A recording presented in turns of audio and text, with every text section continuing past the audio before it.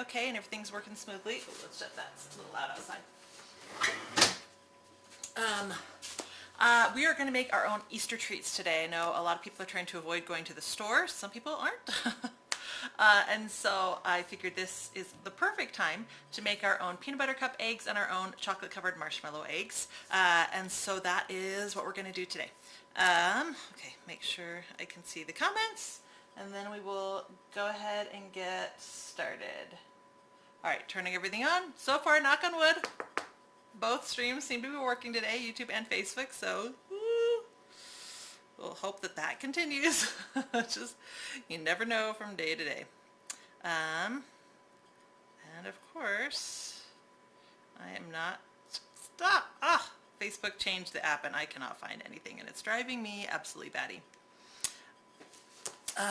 Okay, there we go. Yay, I found it. Okay, Margaret, welcome. Everything is working. Good. Phew. Let's hope it stays that way. Joseph, Sean, welcome. Okay, so we're actually going to start with the marshmallows because we need to give them time to set. So I've made marshmallows. Oh, come on. I have made marshmallows before, and so hopefully this will be familiar to you. But what we want to do is start with the gelatin. So I have gelatin and cold water. Pour those together and give it a stir. You don't want the gelatin to have dry chunks, wet outsides with dry inside. You want all the gelatin to get nice and wet so it looks like applesauce. This is perfect. And we're going to set this aside. And it's already getting firm. It really doesn't take long at all. And I'm going to bring in our cooktop. And we're going to add our sugar. This is just regular white sugar. And our water. Lorraine, hey, welcome, welcome.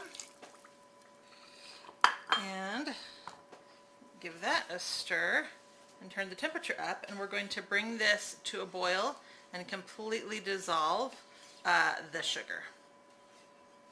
Oh, lovely. Gotta love it. My overhead camera has had trouble focusing lately. So notice I have my candy thermometer in here. I know that I go off and off and off on this, but I highly, highly, highly recommend using good thermometers. A good meat thermometer, a good oven thermometer. I even have a thermometer in my fridge and freezer so that I know that the temperature is staying good. Candy thermometers, instant read thermometers. I have so many thermometers. They're really not that expensive and they are so worth it. You want an oven thermometer because you want to know that your oven is baking at the correct temperatures. I have never had an oven that actually cooked at the temperature it was set to, like ever. So having that oven thermometer helps me know what I need to adjust to get my oven the right temperature. When you're cooking any type of meat, if you overcook it, it's just ruined. So a good meat thermometer is essential. Candy thermometers, a couple degrees makes a huge difference when it comes to candy making. So yes, I really cannot stress enough how worth it is to get a couple good thermometers. If you only want to buy one and you're willing to spend a little bit more money, I do love my instant read thermometer from Thermapen. But I really like having the one that I can just leave in the pot. Meat thermometer, oven thermometer, ones that I can just leave there, I think are really essential and key. All right, so just waiting for this to boil. Now you don't add any flavoring at this point. You actually wait to add the flavoring for marshmallows until after it's cooked, because flavoring, extracts, and vanilla are all made from alcohol, and if you add them before you boil something, all of that will evaporate out and you'll be left with a very light flavor, where if you wait until later to add all the flavoring, you will still get the same strength that you're looking for. So if you've ever made anything and you haven't been happy with the flavor, the outcome, it might be that you just added it at the wrong time. All right, let's put this away. Do I have a simple beginner bread recipe using rapid rise yeast? Just use the bread recipe that I shared a couple weeks ago and use rapid rise yeast. So when using rapid rise yeast, you don't have to proof the yeast. So skip the part, That's my timer saying to go live. Skip the part where it says to add the warm water, specific temperature, to the yeast with a little bit of sugar and let it sit for 5 minutes. Don't do that. Just move right to the next step. Add all of the ingredients that are in part of the next step, including the yeast and water, and just move on. Because with rapid rise yeast, the second water touches it, it will activate, and temperature doesn't matter. So, and then just go ahead and use the rest of the recipe the way it is. Add half the flour. Then add flour little by little until you're happy with the texture, you know, all of those tips. Yay, Donna, you can hear me. Perfect. Lorraine, thanks, sounds good. Yay, it is working on both sides. I don't want to do anything to mess it up, so knock on all the wood. And of course, this has taken its own sweet time today.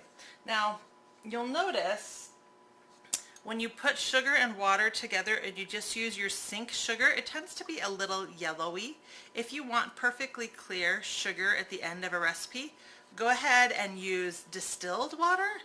Now, I will say it doesn't matter with the marshmallows. When we beat this up, it's going to turn white, so I wouldn't worry about it with this. But if you're making something like a sucker, you know, candy, jelly, what am I thinking of? If you're making like hard candy and you want it to be perfectly clear without a yellow hue, then I recommend using distilled water. Hey, from New Orleans. Welcome, Amy. Okay. Now today's recipe should be fairly easy other than the time it takes to do stuff like this. Oh, you know what? I forgot to grab my food processor. Brooklyn? All the kids went downstairs to be quiet for me. So much for having them get the tools that I need. I forgot to grab one thing. Andrea, thanks so much. We'll look for it. It's not on my blog yet because I've been kind of just lazily enjoying my kids other than these live streams. But if you hop on over to the YouTube video, it is in the description box, the full written out recipe, and you can just copy and paste it. But I will get it on the site tonight. Oh, I've been saying that every night for like 2 weeks. Bethany, good evening. Welcome, welcome. Okay, I'm going to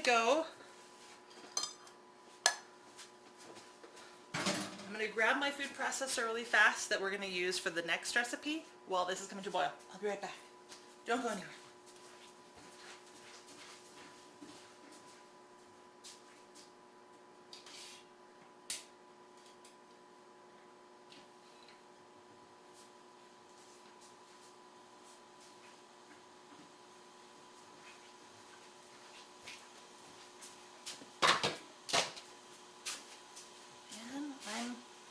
Missing a part. I can't find it. This might be a problem. Nita, hello, welcome, welcome. Okay, this is heating up nicely.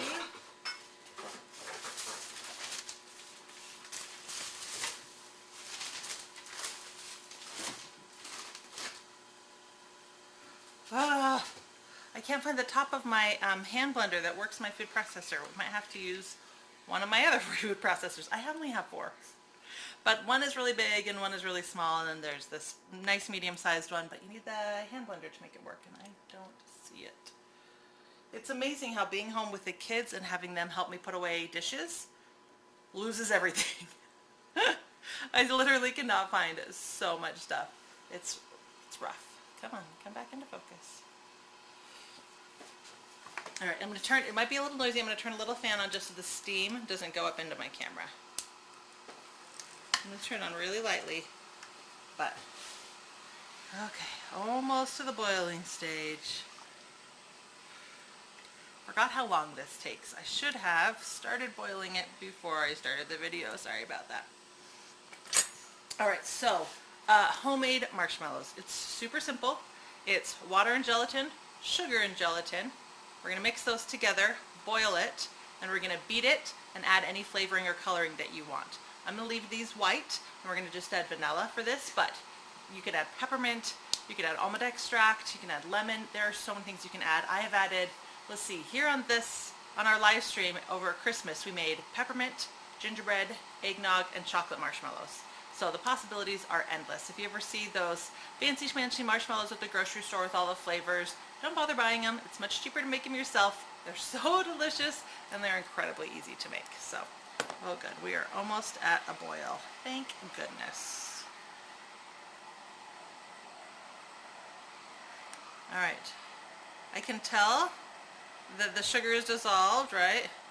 You don't feel any grains when you touch it. So we're just waiting for it to boil. I can hear it. It wants to boil so badly.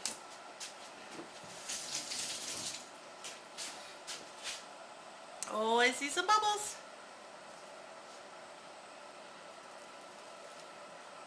Okay, so I'm going to pull out that gelatin, and you can see how, like, it's in that same shape. It still looks like applesauce, but it's totally firm.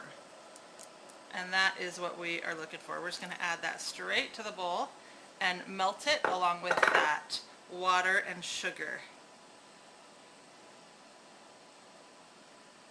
Now you want to make sure that you're using a pan bigger and deeper than your mixture. I could have used a smaller pan, of course, but this is actually going to rise as it boils, and so we're going to be grateful that we have that height. Hold on, I'm going to move my other camera so you can see the side shot. There we go. See, oh, it is risen already. It was actually like, it was about ½ an inch lower than this originally. All right, look how quickly that gelatin dissolves. All right, we have a nice rolling boil. It's looking nice and white, which is what we want. I'm turning the temperature down now to medium, because do not walk away during this part, because it does get high. And if it gets too high, what you can actually do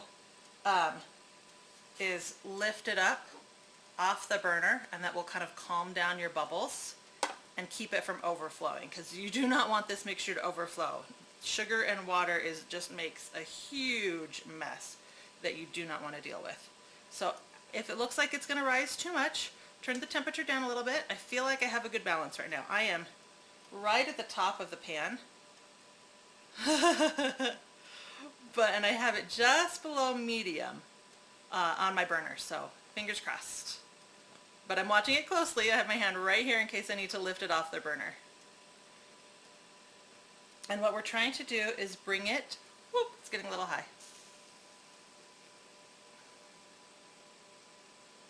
Okay, calms down a little bit. I'm turning it down a little bit more. All right, we're trying to bring it to the thread stage, which is between 230 degrees and 234 degrees. Now, I've talked about this before. Let's see if you can. Now you can see this. I've talked about it before, and I will talk about it again. Candy thermometers. When a recipe calls for thread stage, see right there, thread stage, or hard crack stage, or softball stage, or hard crack stage, those are specific temperatures, but something that you need to be aware of is, depending on your altitude, you are going to need to adjust whatever the recipe calls for. So, I'm going to teach you my math now. Trying not to take my eyes off of this because it's right at the top of the burner. But, okay, so here's what you do. You're going to boil some water. Now, water boils at 212 degrees Fahrenheit. And so you want to take your candy thermometer, boil water, watch it. I know the whole watch pot and have a boil things, but you need to know the moment it starts to boil. So the moment it starts to boil, make note of what the temperature is on your candy thermometer. For me, water boils at 212 degrees, but it boiled for me at 192 degrees, which is a 20-degree difference. So when I look at the recipe and it says heat to 230 degrees, I actually only need to heat it to 210 degrees. So we are almost there. I'm 2 degrees shy still. So that is what you need to do to adjust recipes for where you're at. Now, if you live at sea level, you can usually go totally by what the recipe calls for, but I still recommend testing it just because every candy thermometer is slightly different. And if your thermometer reads slightly different and you go to the recipe, it's what makes a big difference between hard toffee or caramel candy, right? Okay, I think I finally have my, my mixture. I turned it down a little too low, turned it back up, and it started to grow. All right, I am between medium low and medium, just FYI on my burner, and it seems to be just right. So we are still 1 degree off, so we're almost there. Anyway, so does that make sense? Does anybody have any questions about testing your candy thermometer to figure out what you need to adjust by? And then once, if I ever have to replace this thermometer, like it breaks, I do the test again, just so that I know that this thermometer, that's what the read is. I have not done the boil test with my pen thermometer yet. I need to do that for my instant read, just so I trust the instant read to be pretty accurate, but I need to know what it's at. Okay, this says 210. This still says 208. All right, I'm going to give it just another second. Because like I said, this is 210, but this one, the one that I tested and it was 20 degrees off, I need to know how much my altitude is off on my quick read pen before I trust it. I trust the temperature, I just need to... Does that make sense? Hopefully it does make sense. What is the best candy thermometer you have found? Honest, I don't like the ones that are all glass tubes. Those are the ones that I grew up with, but I break them too easily. So I like this style. You can see it. Brand doesn't really matter. They're pretty cheap. I've broken them, so I've had to replace them. But I haven't noticed a difference in brands. They're pretty much the same. Really, it's about whatever thermometer you're using it, knowing what the difference is on that thermometer. Does that make sense, Margaret? Is there a chart that will give you all the stages of temperatures for making recipes? Most candy thermometers just say right on them. This one marks hard crack, soft crack, hard ball, soft ball, thread. But each recipe is so different, you really want to make sure that you're going by whatever that recipe calls for. Does that make sense? Okay, we are there. I'm going to pull this off the heat. Okay, just double checking. I like double checking with another thermometer just because I have had bad luck. So I'm going to turn this off, run this under warm water right away. Now, the great thing about making marshmallows is it's really easy to clean off of all of your utensils. Run it under warm water and you're good.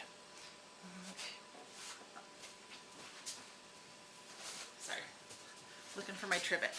All right, so I'm done. I've turned it off, I'm taking it off the heat, put it over here on the trivet, and we're going to move this out of our way. I can also turn this fan off.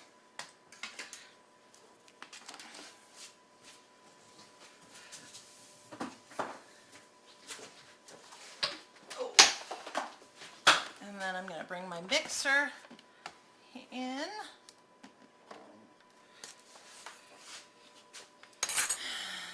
Plug it in. Okay. Now you can totally do this with a hand mixer, 100%.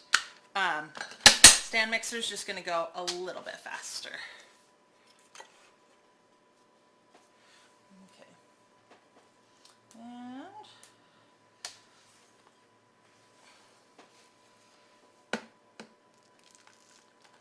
pour that right into the bowl. And notice how I talked about, it's not perfectly clear, but it's going to whip up white, so don't worry about it.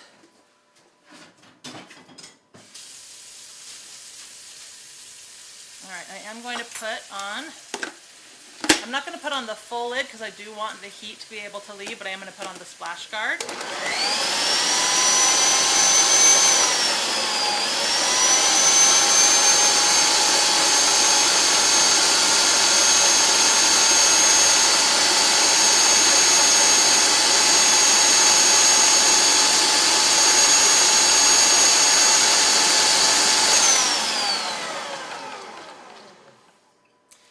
Okay, now I'm actually going to move this off to the side and keep beating it, and we're going to prep our molds to be able to make the egg shape.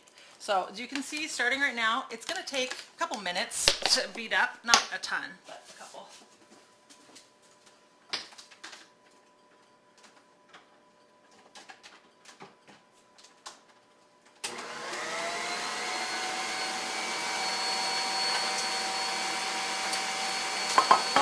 That's not too loud back there and you can hear me okay? Let me know. So I'm going to take a glass pan and some cornstarch.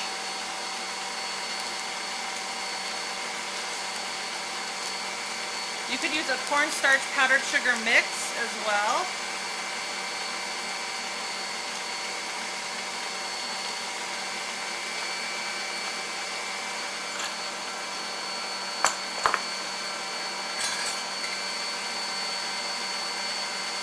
I'm taking a 1/4 cup out for something later. Anyway, all right.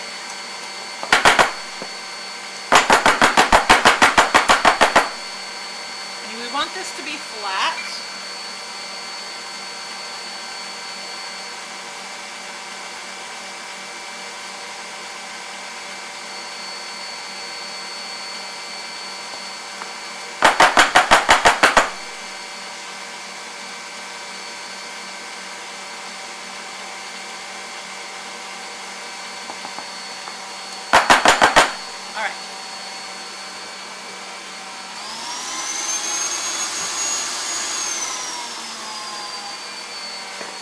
Now I'm taking an actual egg and I'm going to press that down. Hold on.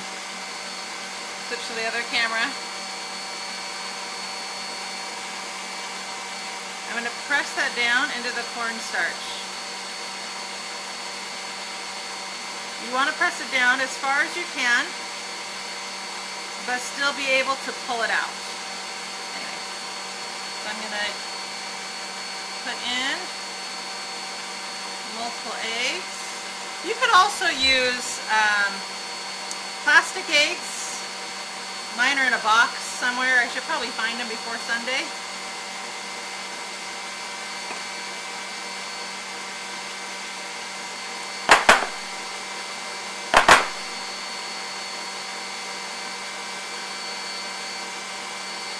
Trying to get them just a little bit further down.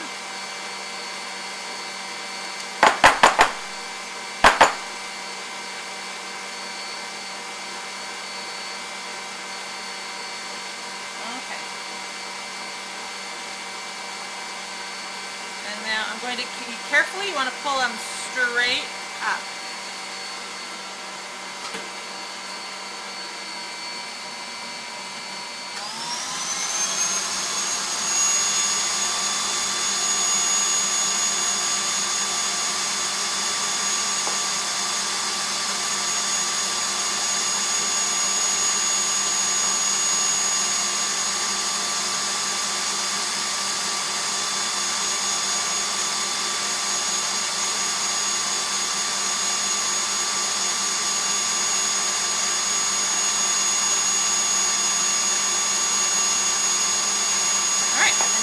Our egg-shaped mold. Don't shake the pan now.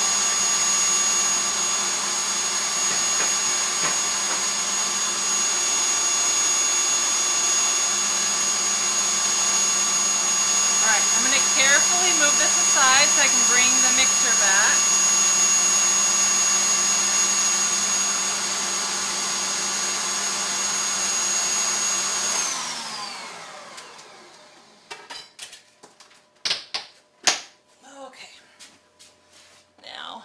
You can see how white this has already gotten, and now we're just looking for it to thicken up as it cools. It does tend to splatter a little bit, so I like to take a paper towel and put it over the top because that way the steam can still leave, but it doesn't splatter all over and make a huge mess.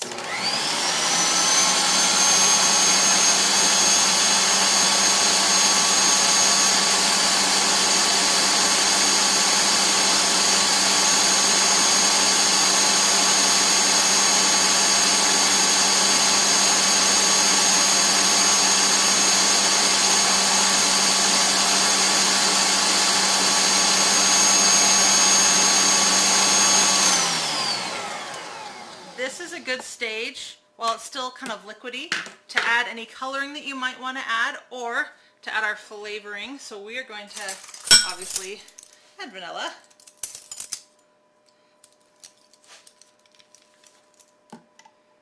If you're adding a strong flavor like peppermint, be careful not to add too much. Or almond extract is also a really strong flavor. When I am adding peppermint, I still add some vanilla because it's a flavor enhancer.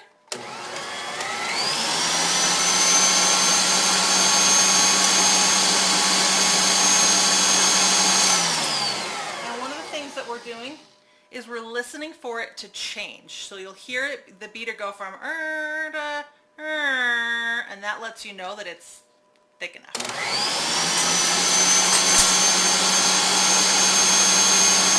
splattering everywhere.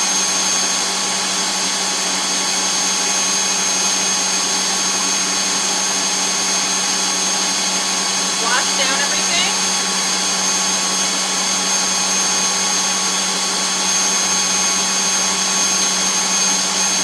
Stuff is sticky, but if you clean it up with warm water, it cleans up really quickly and really easy.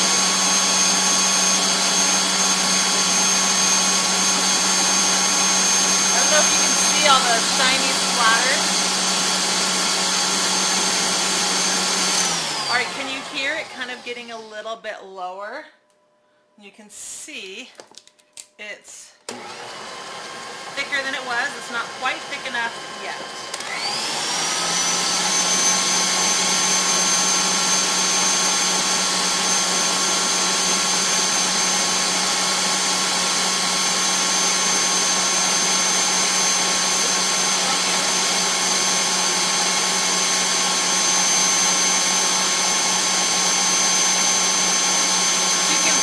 Pushing the mixture up. This is why I use the splash guard. Without it, the mixture would be coming up over the side.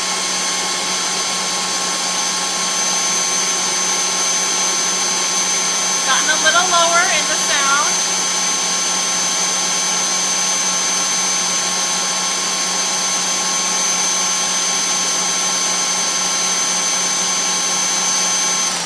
All right, and see how thick and luscious and ribbony that is? We are so close. So if we watch, when we turn it off, see how quickly it smooths out? We're looking for that to hold its shape just a little bit longer.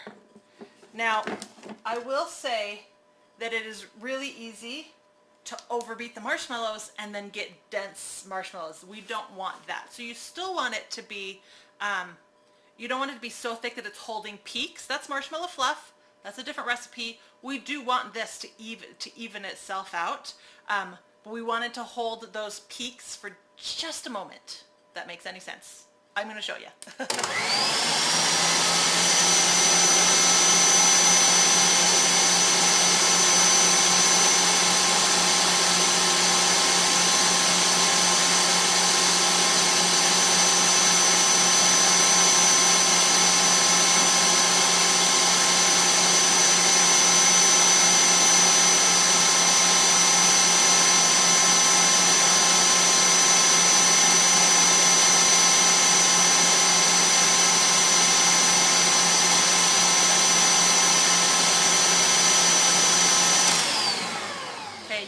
Can you hear how low the motor got? And look how it held its shape for a little bit longer. We got some bubbles coming up. This is perfect. I'm going to show you one more time without the lid so you can see.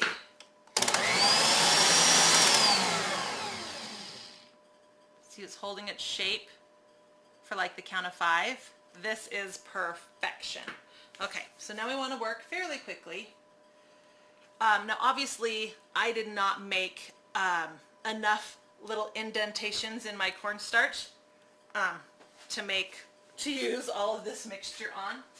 So we're also going to show you how to do cutouts. So in addition to the fully shaped eggs, we're also going to do egg cutouts. So I'm going to prepare this pan really fast.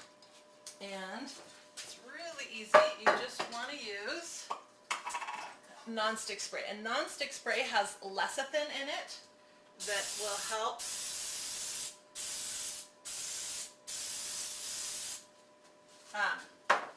this release really well. You can use parchment paper, but I recommend still spraying the parchment paper because the parchment paper will also stick to the marshmallow. So if you do want to line it with parchment paper to keep your pan cleaner, still spray the parchment paper with non-stick spray. Okay. Moving everything out of the way. Everything is so sticky when you make marshmallows. You can't touch anything without getting marshmallow on your hand. Okay, let's get this out of the way.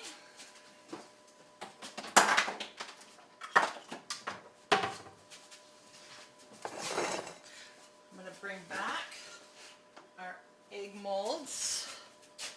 And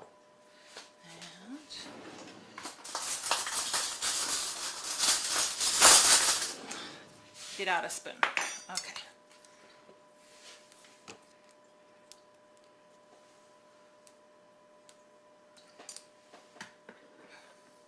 I'm going to take a scoop of this marshmallow.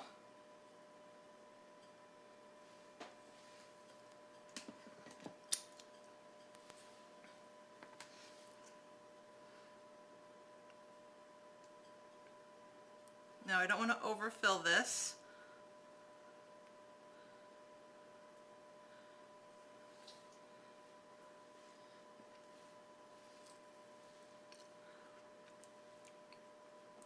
And make sure you're getting it right in the mold.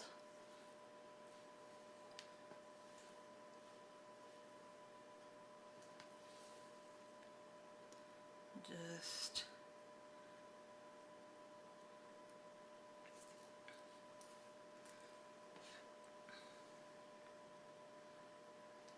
and see how it smooths itself out.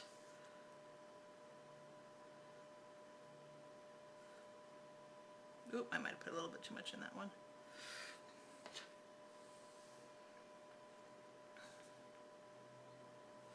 I like to do a full 9x13 pan and get at least 12 eggs. But I also wanted to show you the other technique as well. So it does take a lot of cornstarch. The good news, oops, oh no.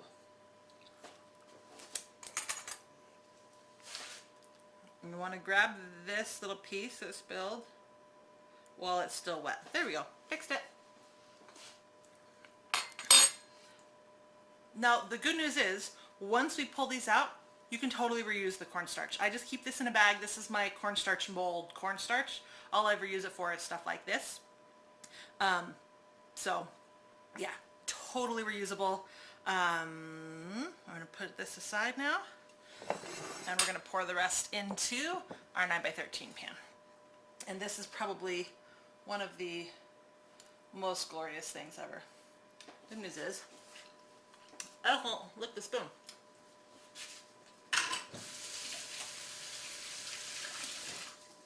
Okay. Sorry. I'm going to take out the beaters.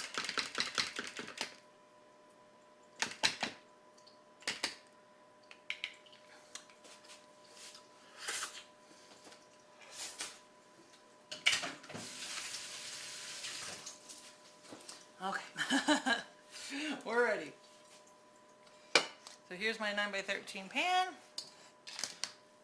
This is one of my favorite sights in the world. Ugh, that luscious marshmallow pouring in. How amazing does that look? Ah.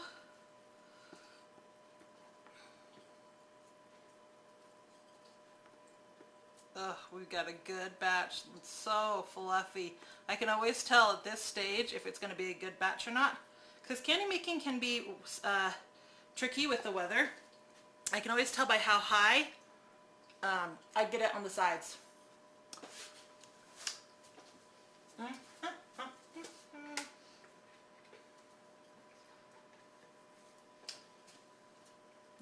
No reason for all this to go to waste, right?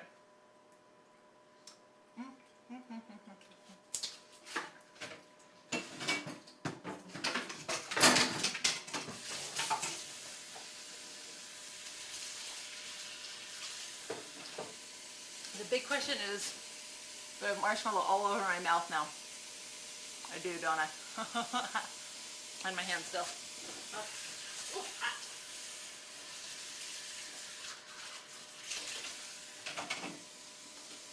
Okay. Anyway, look how high that got up on our sides. Oops, it's still moving. That lets me know it's a good batch. When I pour it in and it's short, that's always super disappointing because then I know it's not going to be quite as fluffy as I want it to be. So, all right, we're going to put both of these aside to set.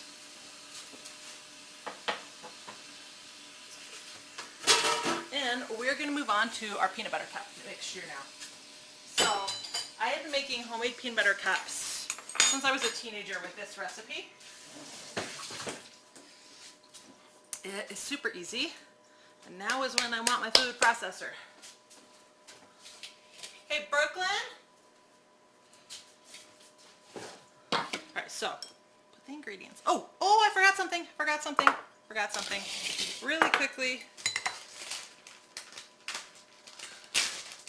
Before we move on. Okay. Do you remember that that 1/4 cup cornstarch I pulled aside? This is a 1/4 cup powdered sugar. Mix the two together. And this is what I use to keep my marshmallows from sticking. So the marshmallow that we poured out,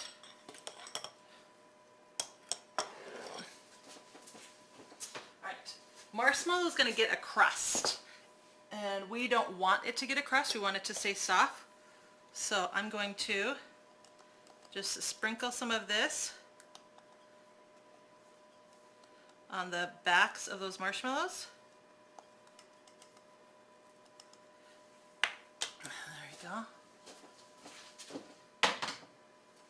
Now, for this big one, if I'm just making normal marshmallows, that's what I want to do. I want to sprinkle this right now with that mixture, so that the other thing you can do is you can take plastic wrap and spray it with a non-stick spray and press it right down on top. Otherwise, this is going to develop a crust. You don't want that. But we are going to cut these out and roll them in colored sugar. So I was going to show you guys how to make colored sugar, but I have a bunch left from the last time I made peeps. So let's really quickly sprinkle this with the colored sugar to help it develop from getting a crust. Now we'll be able to shake off all the excess, so don't worry about putting too much on. Better to put too much on than too little. Whew, glad I remembered that. Nobody wants crusty marshmallows. Okay, now I'm going to set this aside.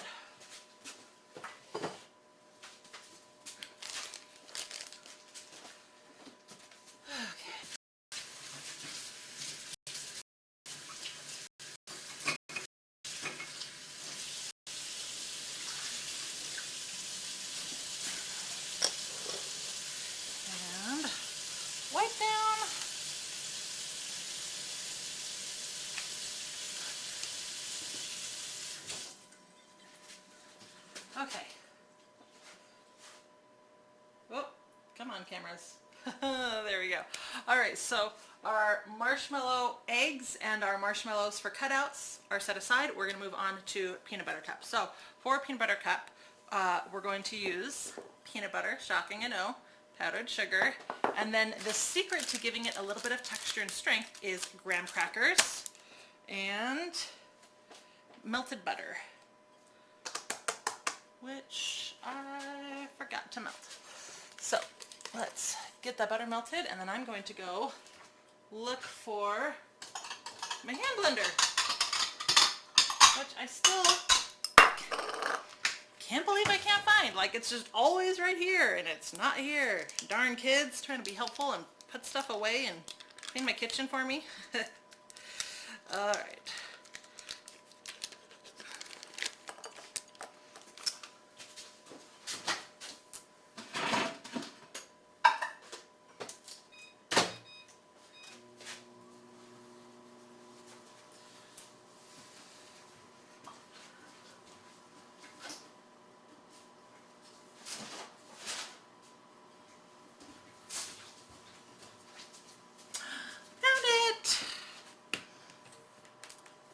Now, there's a couple different ways you can crush your graham crackers. The way that I always did it growing up, because my parents didn't really care about cooking, so we didn't have a lot of fun kitchen toys like I do now, was just to put the graham crackers in a bag, and I have really, really weak nails, and so I've always just had super short boy nails, and I got sick and tired of people calling my hands man hands, so I started doing these powder nails, and I'm really enjoying having feminine nails. I'm like, oh, they're just so pretty. And I can do them myself, so it's not super expensive. But it's really hard to open stuff. And drives me batty. There, got it. Woo! All right, so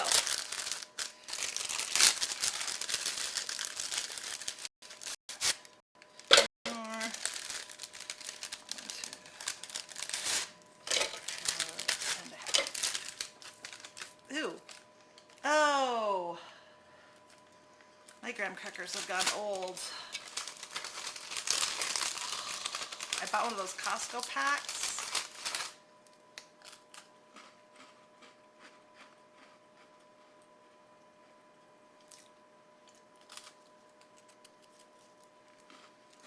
Man.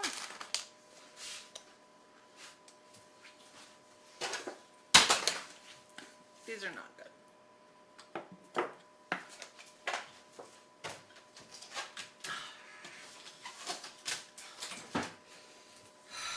I'm glad I smelled that before. Okay. I have some cinnamon graham crackers that I bought more recently, so fingers crossed. I also have some newer chocolate graham crackers, so that would definitely affect. Okay, these smell okay. Ugh, I'm gonna have to throw away all the rest of those Costco graham crackers. I bought the Costco size thinking, oh, I've been making so many cheesecakes for clients, I should have more graham crackers, and I don't know.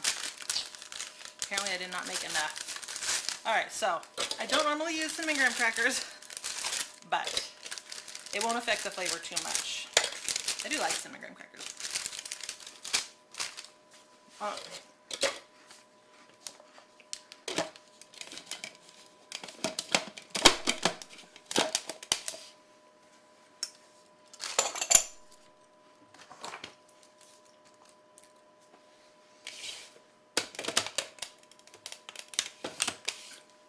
Okay, somebody asked me in the comments, how do you make colored sugar?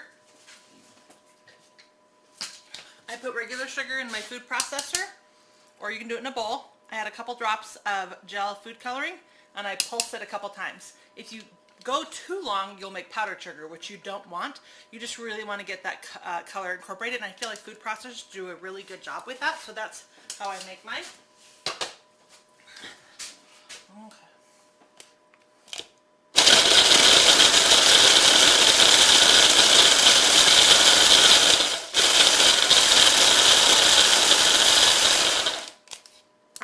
Now, like I said, you can do this in a bag.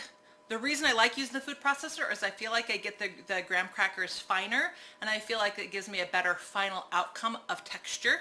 Now, if you want yours to be a little chunky, you have a couple options. One, don't grind the graham crackers as much, or two, I can use chunky peanut butter. So I do like using chunky peanut butter occasionally to get those crunches of nuts. But for this, since we're doing smaller cutout eggs, I am going to stick with creamy peanut butter. So next thing that we're going to do is add in Kitty the Atheist. You finally made it to a live stream. You watched the replays with your 5-year-old son who's autistic. He loves my show. Oh, thank you so much. My kids all have Asperger's, so I get a little bit of the world that you're in. Okay, so now we're going to add the powdered sugar. And I'm going to grind those two things together again. Joseph, you're 30, you love books, you love Disney Plus. And do I have any questions about you? I don't think I do. You're pretty good at sharing.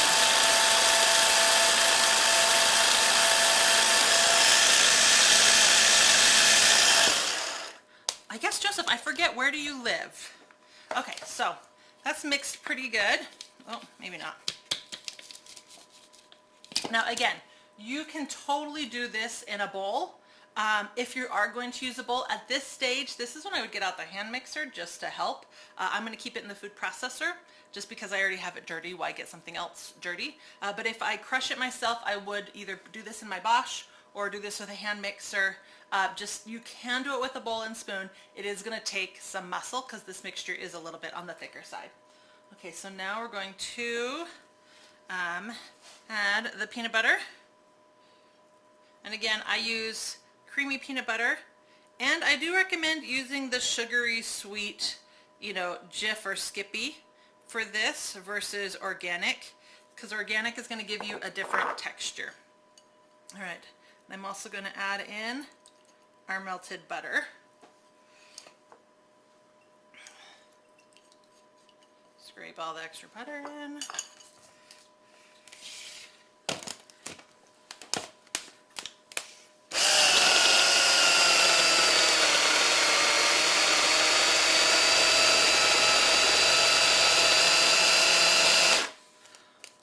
Now, I will say this, this food processor that uses a hand blender for its motor is a little on the weaker side, but my really strong food processors, I have two other ones that are super strong, and they're just either too small or too big for this. So I'm just going to come in here, give it a little scrape.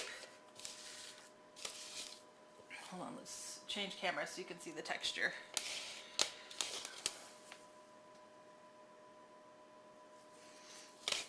And see if I need to food process it anymore, but I think it actually has gotten mixed pretty good. I just had a couple little dry patches, but other than that, we are good. Okay, so when I am making these into just like no-bake peanut butter bars, I spray a 9x13 pan, press them right in, add chocolate to the top. But when I am wanting to make sorry, I lost my train of thought. When I'm wanting to make these eggs or Reese's peanut butter cups or something with shape, I'm actually going to turn this out onto a cookie sheet with parchment paper on the bottom.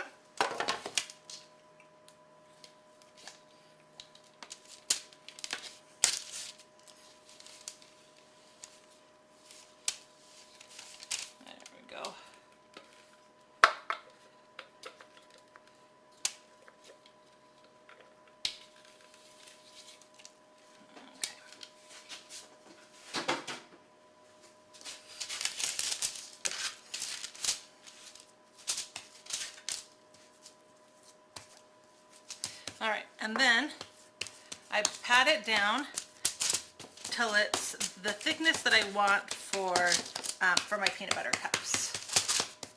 Now, you can use your hand and pat it like this. The other option that you have is to take another sheet of parchment paper and a rolling pin, and you can roll it out thinner. Now the biggest problem with this is, of course, the rolling pin hitting the edges. It's hard to get completely flat unless you use, hold on, I have a traditional rolling pin somewhere. I swear I do. Yeah. And buried in the back of a drawer. Okay, let's try this.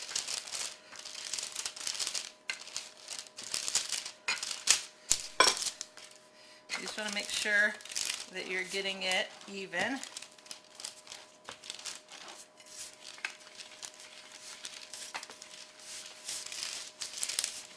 All right, let's check on that thickness and see if we're happy with it. Okay, so that's just under ½ an inch, so I am happy with that. Now, normally what I would, oh, come on cameras. There we go. Now normally what I would do is chill this to get it a little bit easier to cut out, but because we're live streaming, I'm going to move forward. It will be a little bit on the messier side. So if you're at home, I recommend chilling this for about 15 minutes.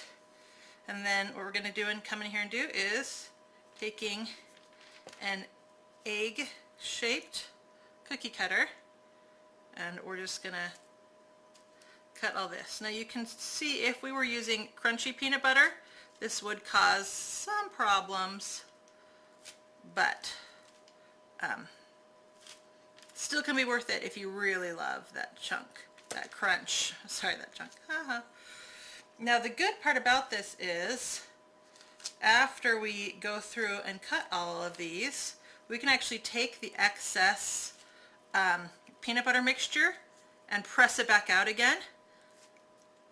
and re-flatten it and recut it and get some more. So it's great that way, and it will stay, it'll keep for a while too if you don't want to use it all. Last time I made this mixture for my daughter's Star Wars party, I made peanut butter cup stormtroopers, and I was using the, oh, come on, stupid cameras. The stormtrooper molds are about this big, their heads, and because you want the chocolate to be coating everywhere, I was really using just like half a teaspoon of the mixture inside, so I had so much mixture left.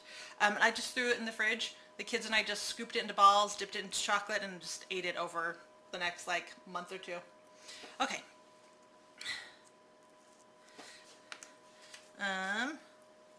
So now you can either take away, you can weed out the stuff around the eggs, or I prefer, if I can find a, can't find my small one. And again, usually these are chilled, so they come up really nice and easily.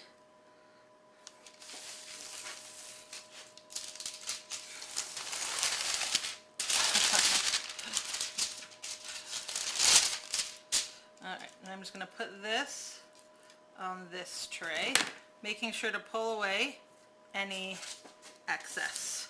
And then I'm going to stick these in the fridge while we melt the chocolate, so that they can firm up a little bit, make them easier to dip.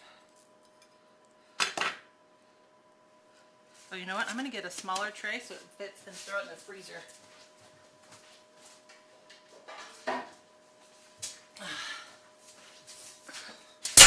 That will be even better.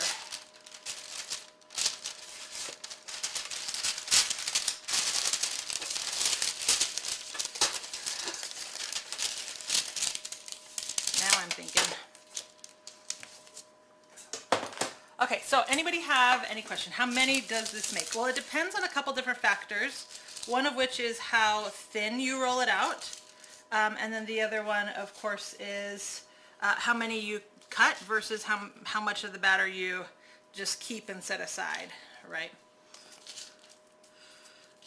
So yeah, right now I cut out, and what size cookie cutter you use too, right?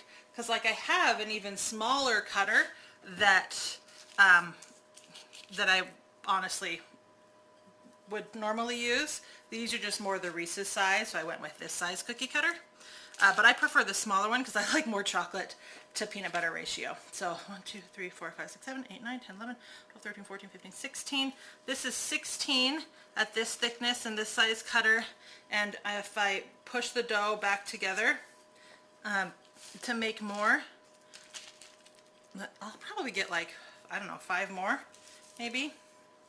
Just eyeballing it. Your husband is diabetic, so you need to make it sugar-free. Could you use Splenda instead of powdered sugar? As long as it's the powdered sugar version. I know that Splenda and Swerve both have a powdered sugar version, then yes. But you don't want it to be granulated. You want it to be the powdered version. But yes, it should work up just fine. I can't see why it wouldn't. Now, if you want yours just a little bit more fudgy, you can add an extra 1/4 cup of peanut butter. But this is the balance that I found my kids and I really like. But yeah, I have seen recipes where people use, it's almost exactly the same as mine, they just use a cup of peanut butter instead of 3/4 cup. And I tried it once, and I liked it. It kind of lost some of the texture to me, and it was just a little too soft. So, I don't know, I like this better. Alright, let's see if we can get at least 3 more real fast.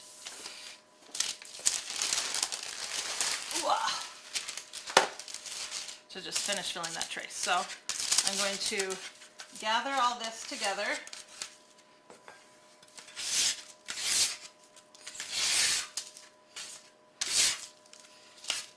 All right.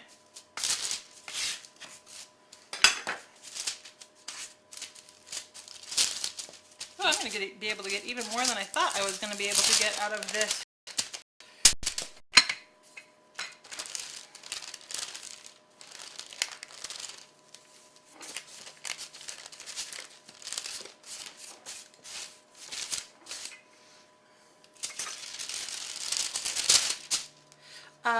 Lisa, where do you find my recipe? If you look at the link in Facebook up above, it will take you to my peanut butter bars, and that's the recipe that I'm using to make these eggs. I don't have an egg specific post yet because I've never taken pictures of this process. So after this is done, I'm gonna, I think I was right. I think I'm gonna be able to get, I think I'll be able to actually get a couple more out of this after this, but my tray is full, so we're going to move on.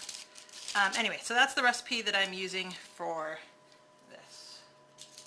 Okay. I'm going to, oh, come on, camera. Wash my hands real fast and stick those in the freezer, and we're going to melt the chocolate.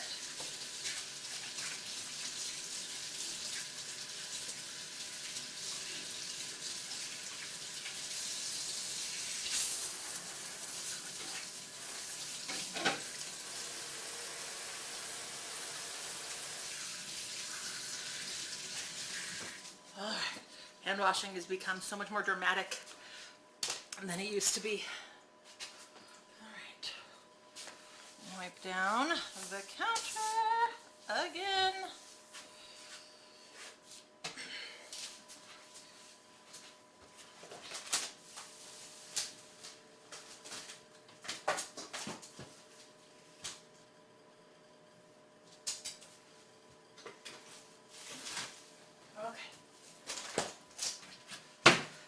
To find room in the freezer.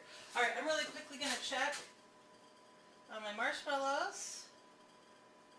All right, they're still a little goopier than I like, but they're definitely starting to set. So melt the chocolate. All right, so I am using dark chocolate because that is my preference.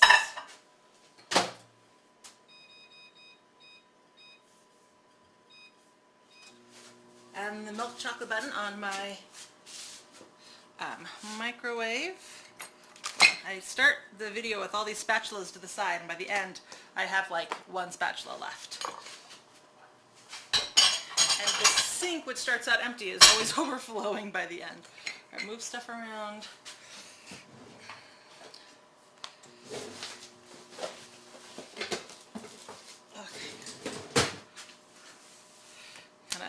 Clean up a little bit before we start this next section. All right.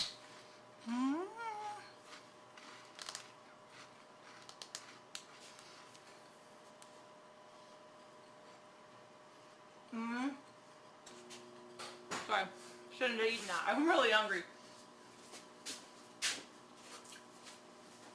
All right, King Gizmo asked or said, this is like, reminds you of making maple syrup. What you do is to keep it from boiling over is you put a wooden spoon across the top. You're talking about the marshmallows and they're boiling over. I've tried the wooden spoon trick and it has not worked for me. So I don't know if I like use the wrong bamboo wooden spoon or what, but that trick has not worked for me. I have not been able to prove it accurate, but I'm glad it works for you, for sure. Minnesota. Joseph, do you have an accent? And what is your favorite show on Disney Plus? Margaret, you love peanut butter. Yes, me too. You love to eat one. Yum. Can you use this peanut mixture as a cake filling? You know, Kay, I have not done that. I don't see why it wouldn't work as a cake filling though. I mean, I've used cookie dough as a cake filling. I've used actual marshmallow as a cake filling. I've done that before. The marshmallow that we made earlier, I've just poured it into a cake pan the same size as the cakes, and let it set. It's one of my favorite cake fillings because people, they cut into it and they don't expect it. I saw a marshmallow cake the other day that was made with all marshmallow, like this tall, jiggly, and I'm like, I want to do that. Marshmallows are one of my favorite things. Homemade, I should say. Homemade marshmallows are one of my favorite things to eat. All right. So now there's a lot of different types of chocolate out there, and if you're going to be dipping something in your chocolate, come on. Nope, wrong. If you're going to be dipping something in your chocolate, you want to be aware of that. So there is obviously couverture chocolate and oh, what's the other one called? Anyway, so this is couverture chocolate. So technically I should be Oh my word. What's the word? I should be tempering. I should be tempering this chocolate for the best results. Or you can buy the other chocolate that doesn't need to be tempered because it's not 100% real chocolate, so it doesn't need to be tempered, and that's usually what I use. I just grabbed the wrong bag today, so crap. I should temper this to get the best results. I should have checked my bag before I poured it out. All right, so, that graham cracker got my throat all dry.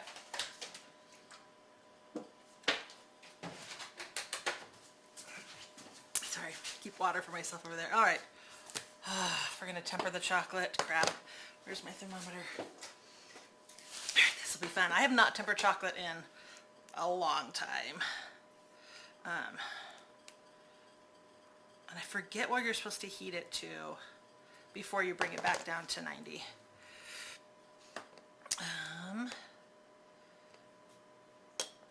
Nope, I don't want to do that. Sorry, I'm looking through my notes on my phone, my tempered chocolate notes from the tempering chocolate class that I went to.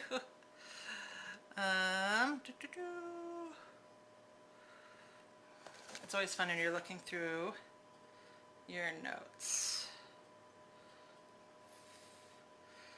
Okay.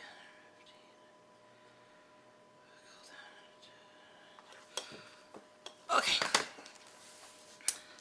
Now, a lot of people think that you need to use fancy equipment to temper chocolate. When I went to Paris, that's the notes I was looking for. When I went to Paris, I took a tempering chocolate class, and she used a microwave. And I'm like, really? Because let's face it, I sometimes like the fancier way of doing things. I'm not extra in a lot of ways, but apparently I am about food. But she was like, no, microwave it. And I'm like, but we're in Paris. Shouldn't we be using like a fancy double boiler or something? And she's like, nope, just microwave it. So we are trying to get it to 115 degrees. This is at 90, which is what we want it to cool to. So I'm going to put this back in the microwave. The one thing that you want to be careful of course, is that we don't want to burn the chocolate. So you want to make sure that you're not using over 50% power, or using, like I have, a special melt chocolate button on your microwave. And you want to do it in intervals. You don't want to try to go for the full 115 degrees like in your first shot, because you'll end up just getting hot spots within your bowl of chocolate and parts will burn, and that's really no bueno. So you want to keep stirring it to keep it evenly, but we do want to get it up to 115 degrees, and then we want to stir it and let it cool down to 90, and then that's when you want to use it for dipping. So while we are doing that, you get out parchment paper rectangle to put our finished product on over here. I'm going to get out some forks to help me with the dipping and scraping. And yeah. All right, so I am not, like I said, I'm not an expert, but this is how I temper chocolate. 115, Kitty the Atheist, perfect. I'm like, I don't want to say the wrong thing because I've done that before, because there's so many temperatures in my mind for all the different candy that I make. And, yeah, I did not want to be like 115 and that'd be totally wrong, so. Camera. Ooh.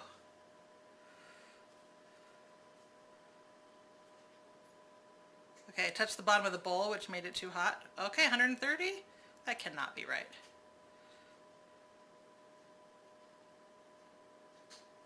Lovely. I just ruined it.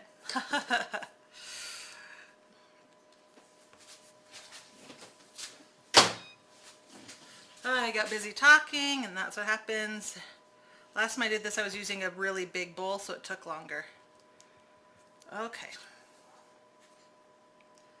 We're going to go for it anyway. You don't want to go above 120 degrees.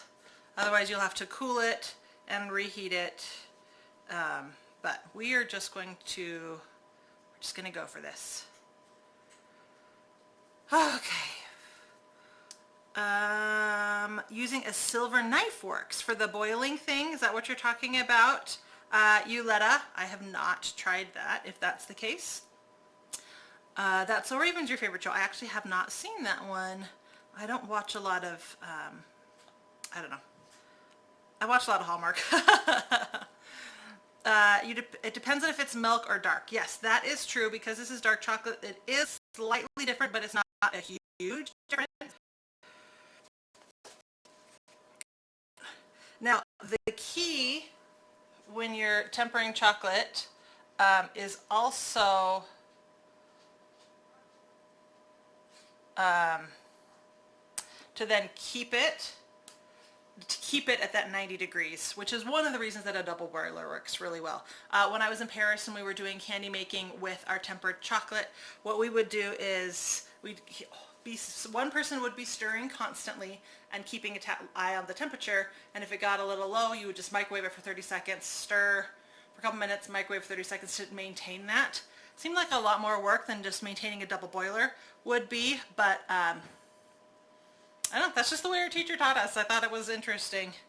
All right, we're down to 110 degrees.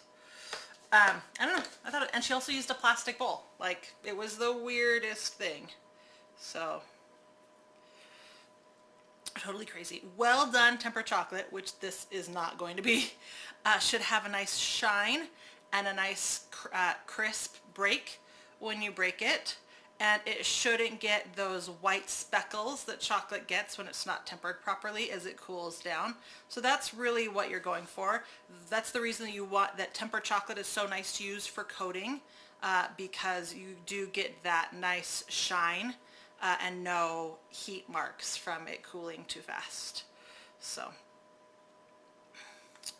but anyway, luckily this is just for my kids' Easter egg baskets, because let's face it, the stores are either out.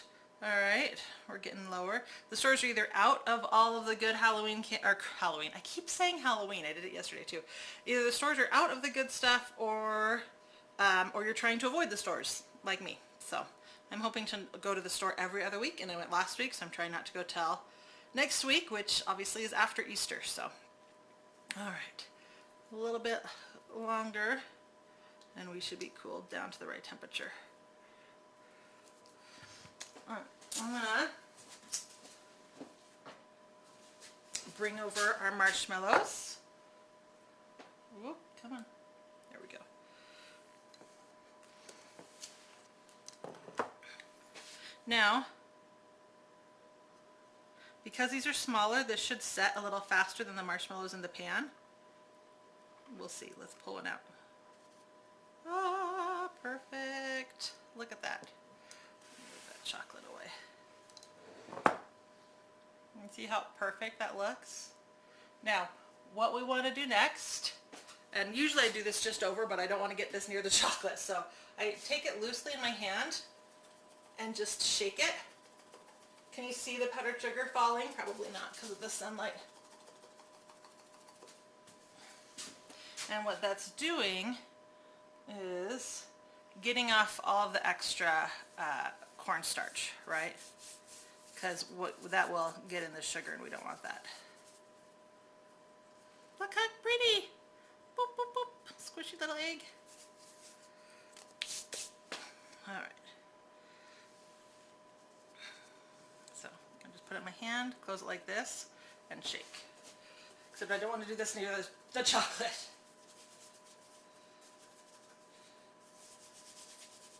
And you don't want to like try to rub really hard, right? Because then you could actually end up damaging your pretty little marshmallow egg. We don't want that. This is a really fun one to do with your kids, because you can make the marshmallow, but they can do the indents. I let my kids push the egg into the cornstarch. I pull them out just because it's too easy to accidentally drop them and ruin your whole mold. But I'll let the kids put them in. I'll pull out the I'll pull out the thing, and then they can do this part too, right? They can pull these out, the little eggs. They can shake them off. I don't know. Yeah, there you guys can probably see that.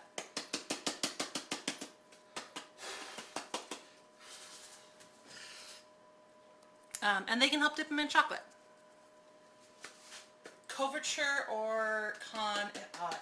Man, it's driving me batty. Hey, buddy, how you doing? Okay.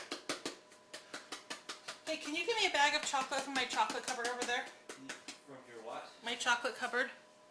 Yes. Thanks. The bottom one, yeah. This one? Uh-huh. There should be a picture of chocolate in the bottom corner, like pouring. So this one or this one? Nope, that one. The light's in the way. I know, you have to move the light a little bit.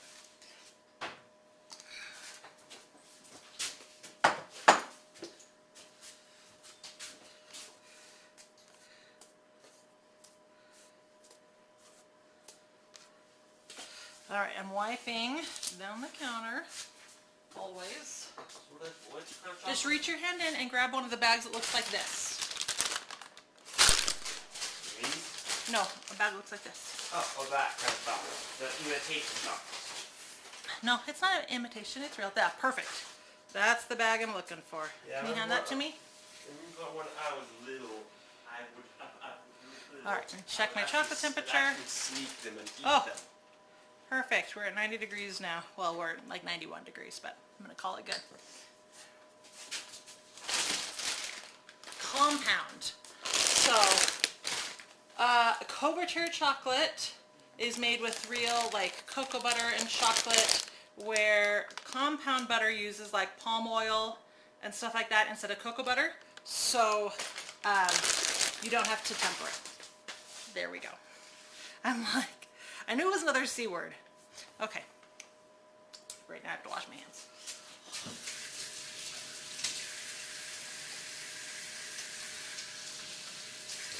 That's the hard part about cooking, is you touch something and you lick it and then you have to wash your hands. People are like, I wash my hands so much more now, and I'm like, I pretty much wash my hands the same amount. I just washed it more thoroughly. Come on. There is marshmallow all over my screen, my touch screen where my camera changes. All right, let's see if this works. Come on, camera. There we go. All right, so.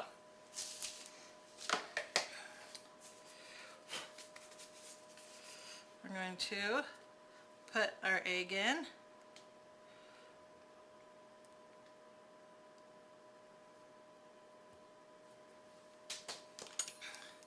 Get a fork underneath the egg. Make sure you're all the way underneath.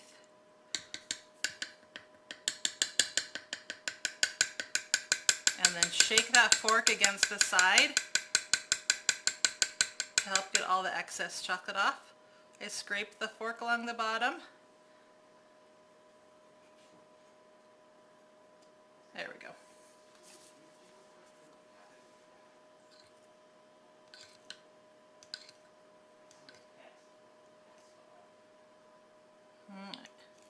Underneath all the way. Shake it up. And that's what's going to give you that nice thin coating too, is giving yourself a nice good shake. Pop, pop. All right. Hey, sweetheart. Hey.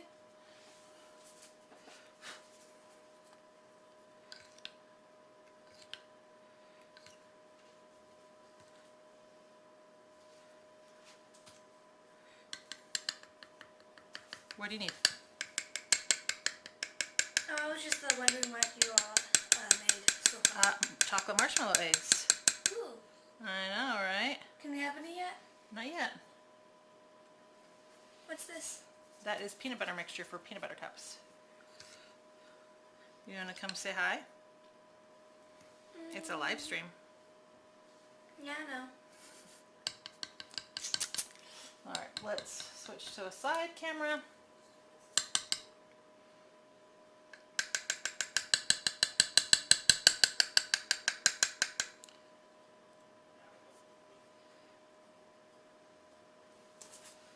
Alright, almost done.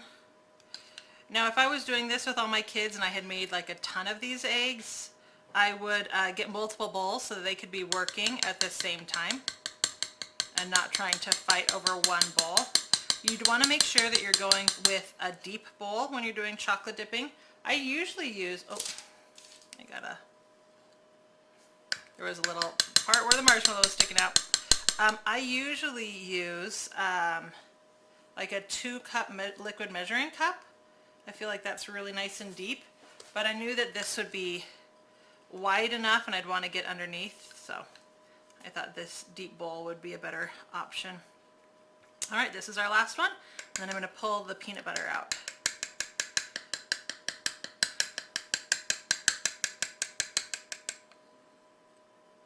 Okay, can you pull the little peanut butter egg shapes out of the freezer right there, sweetheart?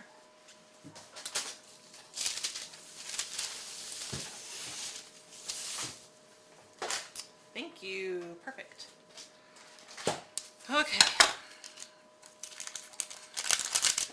Alright, so I'm glad that I decided to freeze them because they're nice and firm, and that will make them even easier to dip. Same exact principle.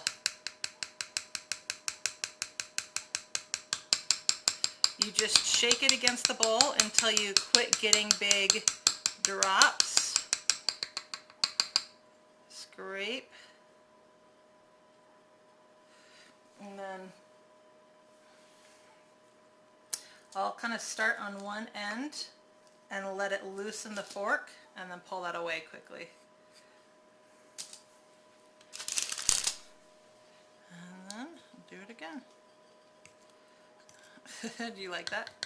Yeah. She's snacking on all my extra peanut butter. I'm not going to have any left. All right. Do I watch Home and Family on the Hallmark Channel? Joseph, I don't. I tend to just watch the Hallmark movies. I know. Kind of lame. I'm not really into talk shows. That's what that is, right? It's a talk show. I think it's a talk show. Oh man, I'm off my Facebook comments. Lovely. Let's see if I can get my Facebook comments back. Sorry if I've been missing anything. I did not realize it was gone. Looks so good. Thank you so much, Sandy. What are you making? It looks yummy. So we made chocolate covered marshmallow eggs, and now we're making chocolate covered peanut butter eggs. So we've already made the marshmallow and the peanut butter. All right, I'm going to do a couple more of these, and then I'm going to move on to the marshmallow cutouts from earlier, and then we will be done. Shaking this not only is helping us get a thinner chocolate coating, but it's also hopefully getting rid of any air bubbles that are in your chocolate to give you a nice smooth finish.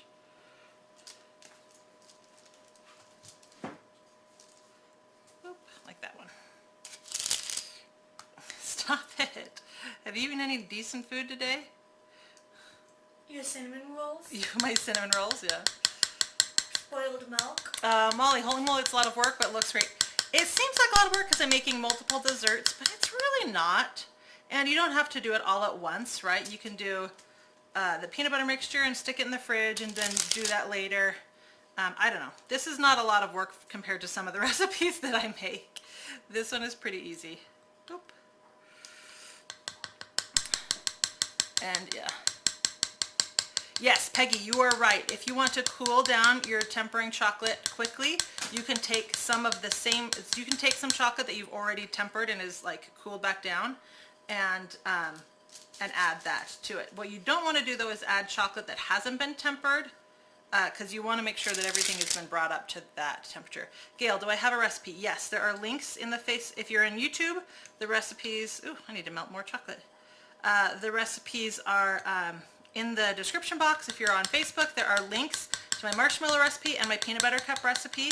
I don't have a specific post for the eggs. I will once I take pictures of these, but anyway, for now, I do not. But those are the recipes that we're using. Now, really quickly, one of the other options that you have when it comes to decorations, you can leave these eggs, because the peanut butter is cold, the chocolate is setting rather quickly, so see how that's already nice and dull, where our marshmallows are still really shiny. One of the things that you can do if you want to add something to this is I'll take a fork of chocolate and just go like this over the top. Oh, you couldn't see that. Oh, lovely. You can see the end results. Okay, let's do it again. I'll take just a little bit of chocolate on the end of my fork, and I'll just quickly shake it over the top like this, and that just gives you some lines and dimension. If you wait until the chocolate is completely set and do it, you will get better lines than if you do it while it's still wet. So two different looks. So you can leave it like this. You can do this shake over the top.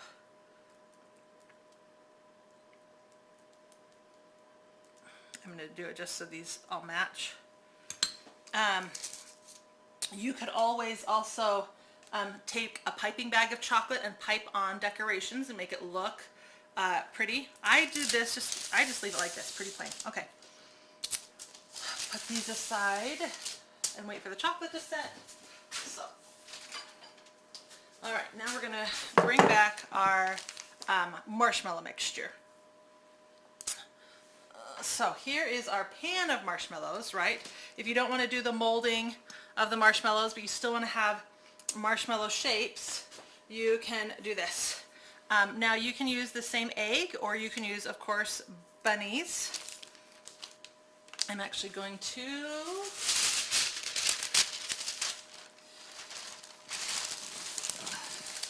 hold on.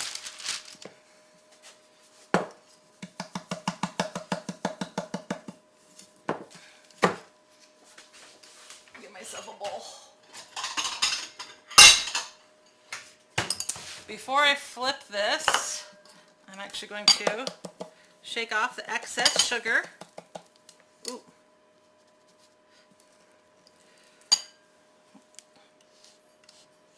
I'm not sure if this marshmallow is ready to cut yet, so we will see.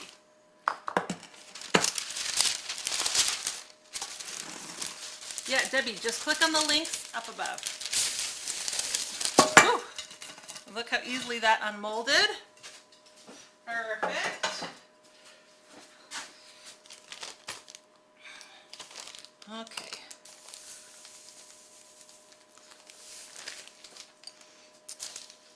So I got sugar crystals on my chocolate eggs. No. All right, so I'm going to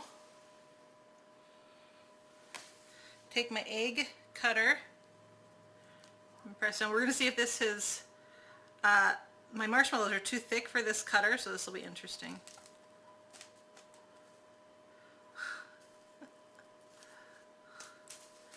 There we go.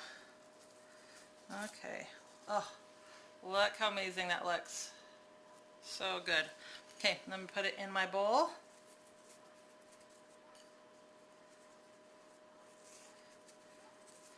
And now I have my own home marshmallow egg without having to do the molds. Now you could do exactly what we did with the chocolate. Instead of pouring that, oh, there's sugar everywhere now. Instead of pouring the sugar, sprinkling the sugar all over the top like we did, you could do the cornstarch powdered sugar mixture just like we did to the top of the molded eggs.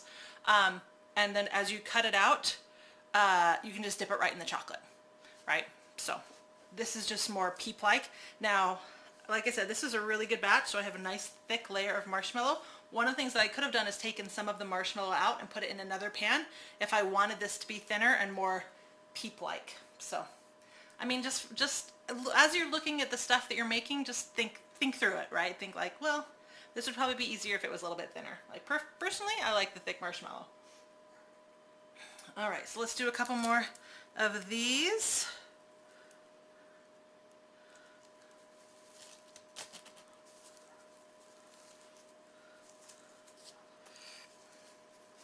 You want to, if you aren't dipping these in chocolate though, you want to get the fresh cut marshmallow straight onto something, either like this sparkly, you know, sugar, or right into that powdered sugar cornstarch mixture, so that you don't get a crust on your marshmallows.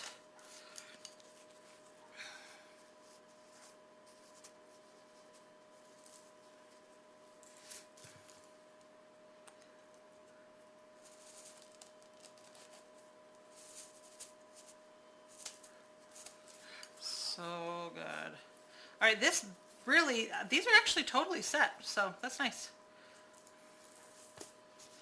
I wasn't quite sure if they would be or not. I usually tell people to wait a couple hours to make sure they've set all the way, but in reality, they do set fairly quickly. Now what you notice, I am cutting and dipping right away. You don't want to cut and leave them all in the mixture, or it's going to stick back together again. So once you cut these, pull them right out and dip them. You're going to have much better results than if you like cut them all out and then try to pull them out. Because right after you cut them, they're easier to pull apart than after a little bit of time.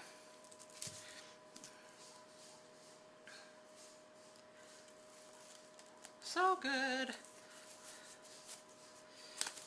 All right, that is how it works. Lily Pad Liquors. So glad that you are enjoying the show. Thank you so much for watching.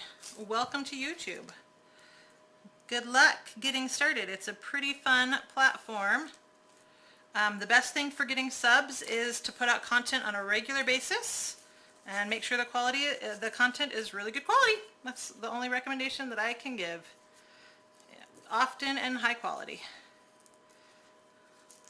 All right, so we have our chocolate peanut butter eggs, we have our chocolate marshmallows, and we have our sugar coated marshmallows. So that is everything done.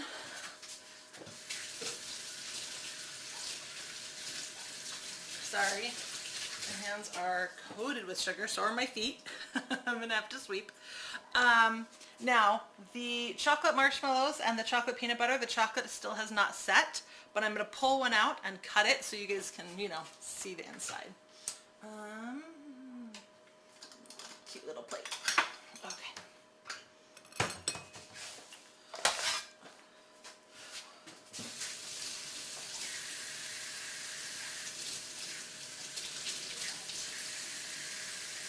Now obviously you could stick them in the fridge to get the chocolate to cool faster, but that will affect the final sheen of your chocolate, so I recommend just letting them naturally cool down. Okay, I'm going to go with the first one because it's the most chilled.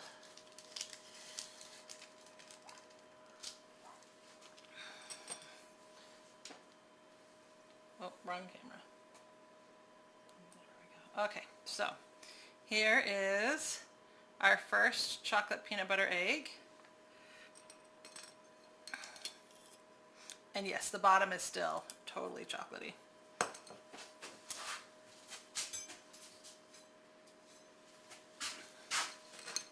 Okay.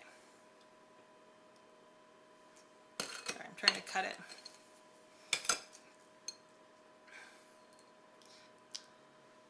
Alright, and there we go. If the bottom was set, we'd have chocolate all around surrounding this. Get to give it a try. So good. Oh, I forget how good these are. Hey baby girl, you want to try the chocolate version? I think she's hiding. So good. Alright. Here, you want to try this? Yes. It's still pretty messy.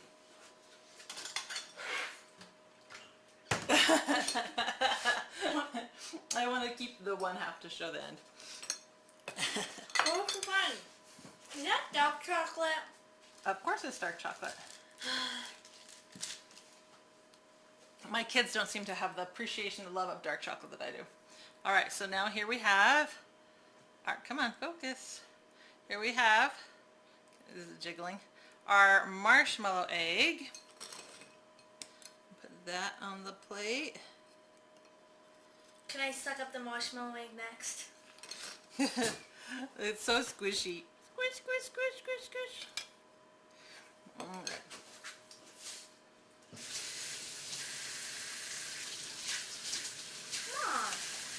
What? Set an example to your kid. Flip both sides. The other side wasn't dirty. Okay. There could still be I'm some going to chocolate. cut this one now.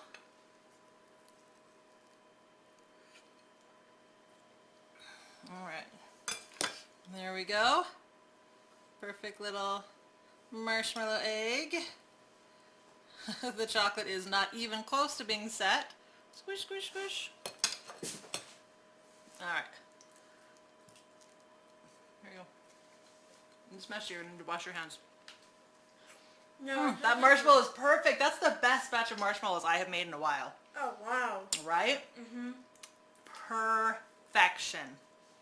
Okay, and then finally, I have marshmallow peep. Hold on.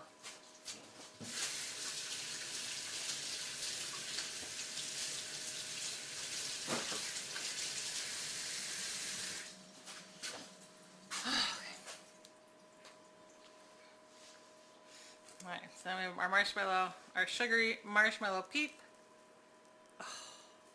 Oh, look at that marshmallow rip. It's perfect. Yes, just a second.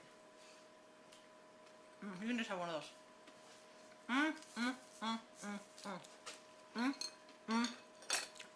So good. Seriously. Is that not the best batch of marshmallows I've made in a while? Mm-hmm. So good. Did you eat that whole marshmallow egg in one bite? I meant to say loud. You are so funny. That's a ridiculous consumption. That's a ridiculous thought. Alright. Here we go. So here are all three treats cut in half. We have the shaped marshmallow egg, the cutout marshmallow egg, and the peanut butter cup egg. That is, one go. I know, three eggs in one go. That must be one cow chicken. One proud chicken, yep. Oh man, I got a little chocolate on that. I'm gonna have to eat it. No, I'm gonna have to eat it. There we go, now the chocolate's gone. Alright. So, there we have it. Now, if you make your own treats for your Easter baskets this year, go ahead and share it on social media. Tag me. I would love to reshare it in my Instagram stories. I am planning on going live Thursday this week, and maybe potentially Saturday. Kind of depends on how the holiday weekend is going. We had a request for muffins from Joseph, and I'm also looking at doing my another marshmallow recipe. Funny enough, my homemade snowballs, chocolate cake, marshmallow. Maybe we'll wait on that one just because we just did marshmallows today. No, that's ridiculous. That would be too much marshmallow. Anyway, so thank you for watching, and I will stay on for just a little bit. No, stop, honey. I need to take pictures of all these things. Stop touching. I need to make another batch of these for pictures anyway, so you will get plenty more marshmallows. Anyway, I will stay on, answer a couple more questions before I get off. Thank you so much for joining me. Thursday and Saturday obviously will be the same time as this one, 3:30 Pacific, 6:30 Eastern time, and thank you so much for joining me. Kitty, thanks for all the hard work you do for us. You're so welcome. I'm planning on saving it for a mixer like yours. Your son likes yours better than my KitchenAid. It is, I have a blog post on my blog comparing the Bosch and the KitchenAid, and it hands down wins for me. I had to use a KitchenAid when I was on Food Network, and I was so frustrated by it. So yes, the Bosch is amazing. They usually have sales around Mother's Day and Christmas, so keep an eye on that, or at least a deal or a bundle. I really like their Baker's Bundle. They do a really good job. So, Margaret, thank you for sharing. You are so welcome, Margaret. Thank you so much for joining me again.